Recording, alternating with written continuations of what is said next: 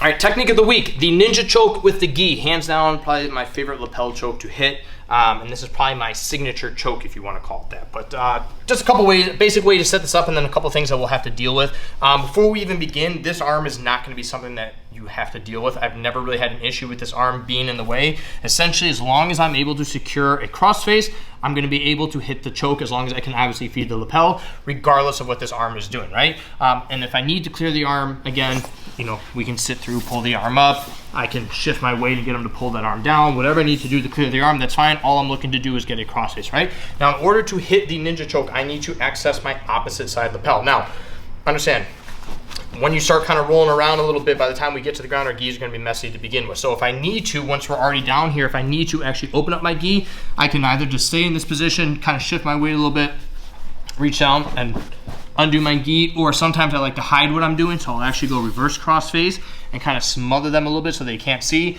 and this gives me a little bit easier ability to, again, really get a good grip and pull out a lot of slack so that I have room to work with this. But if we're just going with the basic method of this, right? I have the crossface. The idea is that I'm grabbing my far side lapel, I'm feeding it to my crossface hand. Once I transfer and I switch the grip over, the most important step in this entire thing is that I cut out all the slack. If I just kind of leave this here when I go to actually turn and apply the torque, it's not going to be that tight. So when I get here, I want to crank this. Now notice I'm not just pulling this through, but I'm also taking my shoulder and crunching it at the same time. So as I pull this, I'm crunching my shoulder, and you can see that this already starts to become a little bit uncomfortable. Now, at this point, I'm going to take my opposite hand, reach all the way across and stuff the hip. Right? So the moment I transfer, as I start cutting out the slack, this hand is going to the far hip so that he can't start following me around. And essentially what I'm trying to do with my body is I'm tucking my head to their hip and I'm moving my butt up to their head, right? This is the motion that my body is doing.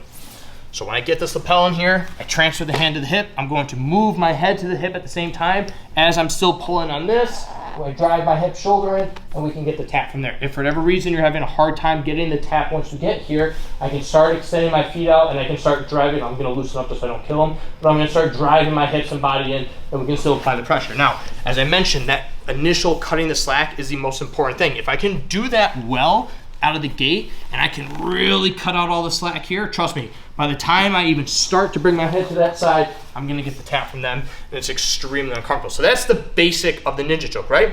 But we know when you're competing, even in sparring, it's never gonna be that simple. Now, you might be able to hit this once. If I've attempted this a couple times, you're gonna start getting this other hand involved, and they're gonna do a couple things. Either he's just going to keep this hand here so that I physically can't bring this arm through, or he's actually going to try and grab this hand altogether and just try and prevent me from, again, getting the slack through. So a couple ways that we can kind of manage with this arm altogether. One is if he's framing off of me and he starts pushing, again, when they're framing, I want to kind of push back a little bit. I want to encourage him to actually push up a little bit more. And when he starts elevating and pushing up, guess what? Now there's a pocket. And if I time this right, as he pushes my head up, I'm going to punch this arm through. I can immediately transfer it. Again, we cut out the slack, we go, and we finish the ninja choke from there. The other option that we have for this, if he's framing hard, is again, I switch to that reverse crossface. I'm going to kind of sit down here. I'm going to punch this arm through again, and I will come right back, switch my hands, and again, we go right back into finishing the ninja choke. The last option that I have for kind of dealing with this arm as a whole is I'm going to now take their lapel. Now, if his lapel is tucked in, guess what? I'm gonna sit here, cut out all the slack as well. He'll still be kind of fighting, but again, he's gonna be more focused on framing than trying to actually protect his lapel. What I'm looking to do at this point is pretty much just pick it up, bring it up and over his arm, and now I'm going to feed this to my crossface arm, and again, I'm cutting out the slack. Now, I'm not expecting to be able to hold this here forever. I'm just holding this enough as he fights to get that arm free to where I can now grab my lapel, and guess what? I'm gonna do the good old switcheroo. I'm gonna let go of his lapel, immediately transfer to my lapel, pull this nice and tight. Again, I go to the far hip, we paired, we finish, and we get the submission from there. Now, the last option that you have, if you're feeling dangerous, right? If I'm trying to isolate this arm, whatever the case is, okay, he's really just giving me a hard time and everything's nice and tight, I'm gonna take my own lapel, right? I'm gonna put it in my mouth. And now I'm gonna use my other hand.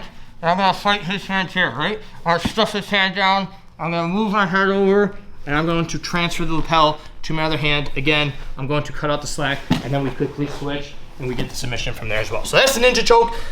Just in simple terms, it's a great choke to hit. The beauty part is that you can feed into baseball chokes, paper cut chokes, all sorts of different options, because again, we are utilizing the lapel, but it's a beautiful one to hit. And again, If you do it right, they're not going to see it coming until it's too late and they go to sleep. Give it a shot. Stay safe.